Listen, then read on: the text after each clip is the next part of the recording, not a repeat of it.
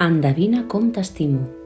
Sam McPratney, il·lustracions Anita Gerard. Un capvespre, dues llebres color d'avellana passejaven pel camp.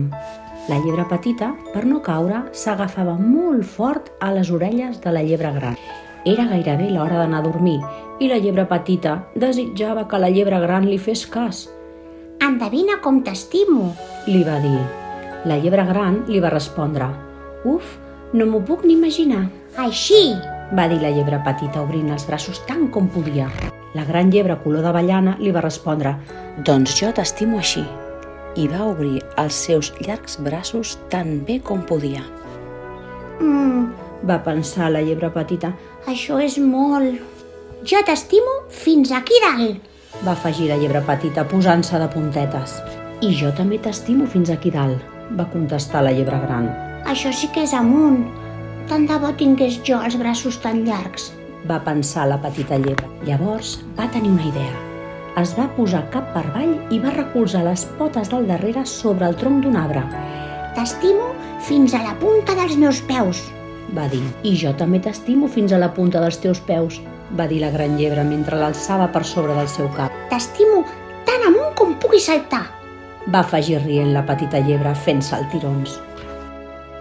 «Doncs jo també t'estimo tant alt com pugui saltar», va dir somrient la llebre gran, i va fer un salt tan gran que les seves orelles van fregar les branques de l'arbre.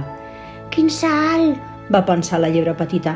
«Com m'agradaria saltar d'aquesta manera! T'estimo fins al final d'aquell camí, fins a aquell riu, allà tan lluny!» va cridar la petita llebre. «Doncs jo t'estimo més enllà del riu i dels turons», va dir la llebre gran. «Que lluny!» va pensar la llebre petita de color avellana. I de sobte es va adonar que tenia tanta son que ja no podia pensar més. Llavors va mirar cap a la fosca i negra nit. Res no podia estar més lluny que el cel. «T'estimo d'aquí fins a la lluna», va dir mentre els seus ulls se li tancaven.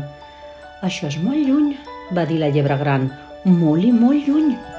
La gran llebre color d'avellana va posar a dormir la petita llebre sobre un llit de fulles. Li va fer un petó i es va quedar al seu costat. Llavors s'hi va apropar encara més i a cau d'orella li va dir: «Doncs jo t'estimo d'aquí fins a la lluna. Anar i tornar. Vet aquí un gos, vet aquí un gat, vet aquest conte que ja s'ha acabat».